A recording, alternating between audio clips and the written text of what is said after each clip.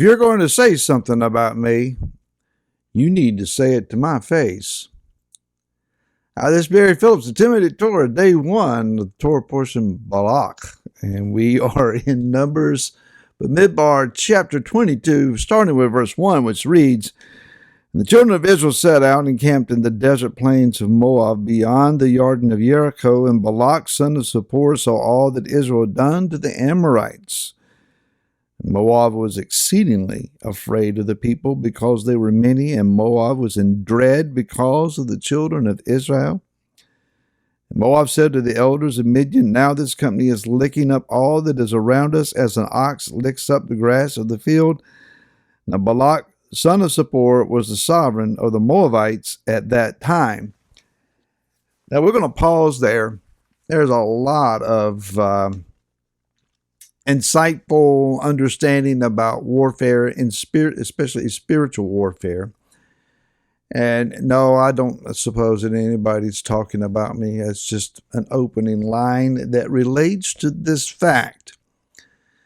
There are maneuvers taking place in this portion, things that are occurring against Israel. Plans are being made against the people of Israel. Spiritual plans are being made against Israel, not just military maneuvers. And the goal is to bring Israel into a compromised situation where there is a gods of the earth versus the God of Israel, again, maneuver or outflanking here so that Israel is cursed, and therefore they will be capable of being defeated. So let's just start at base one here. We're dealing with a leader by the name of Balaq.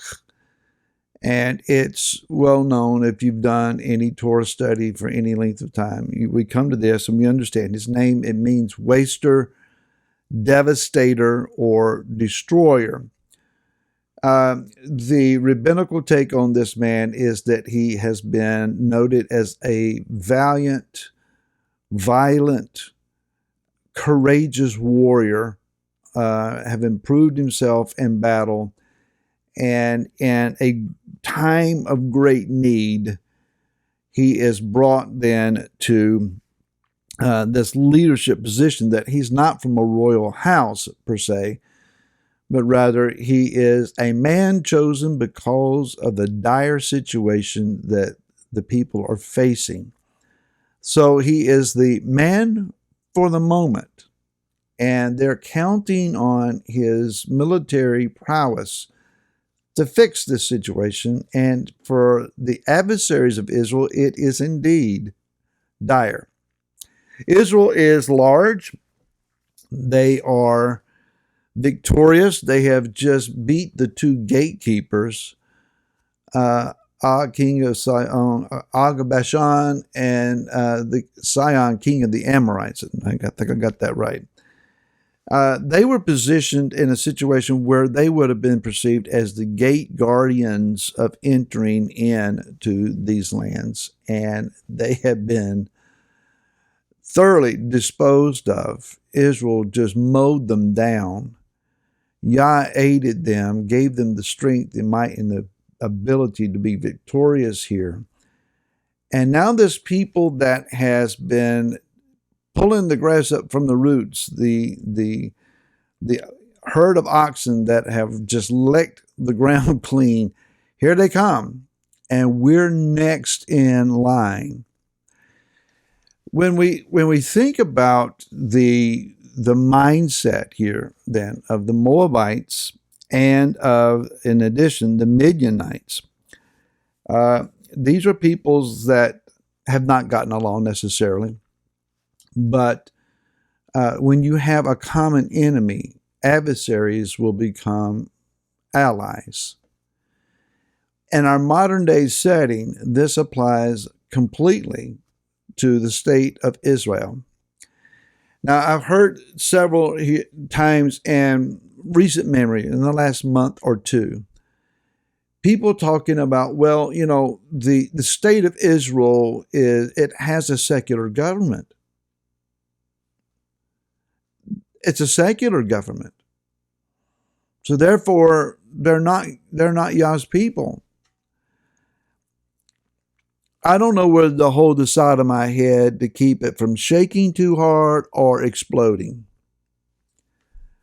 Honestly, personally, I find that debate mindset foolish. We pray for the blessings of Yah on this nation, on America.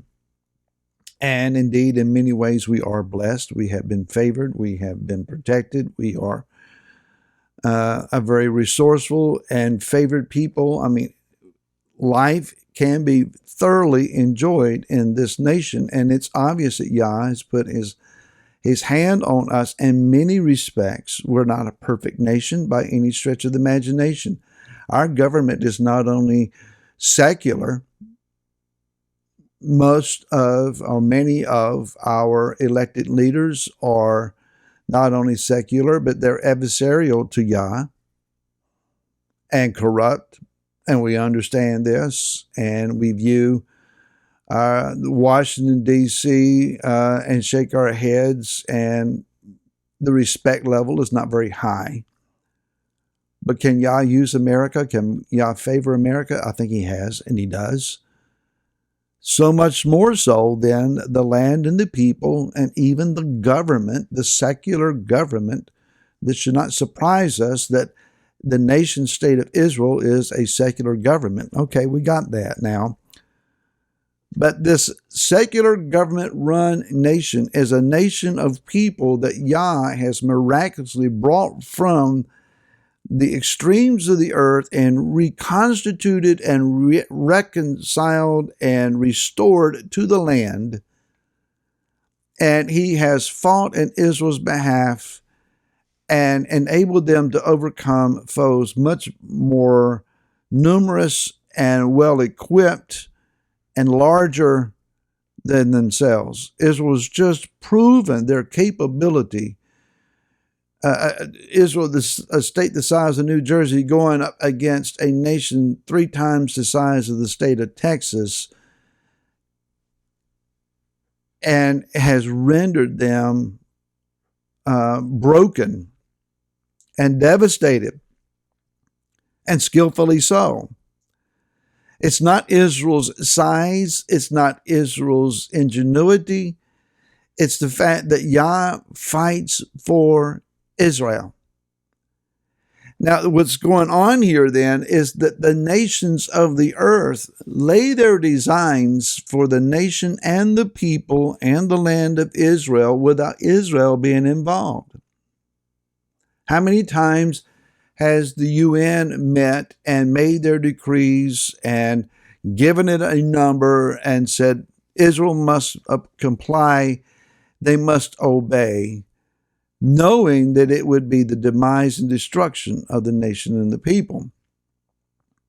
Did Israel get a chance to say anything in the design of this plan? No, they were just given a chance to vote no, and that's it.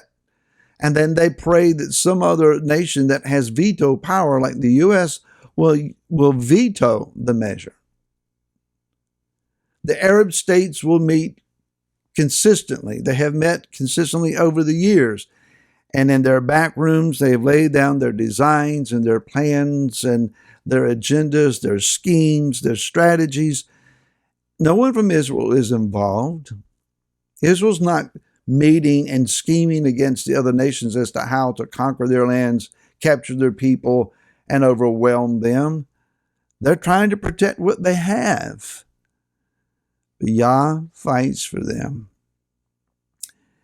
And like Balaq, as we will see tomorrow, laying his schemes and his plans and his strategies, working behind the scenes to bring about the reality of his name, lay waste and devastate the people of Israel. He's thinking it's out of self-defense. Hasatan will try to use him to destroy the covenant people before they can take the land. And that strategy, satanically, is still being employed. Don't be a part of that scheme. And I'll see you again tomorrow. Till then, shalom.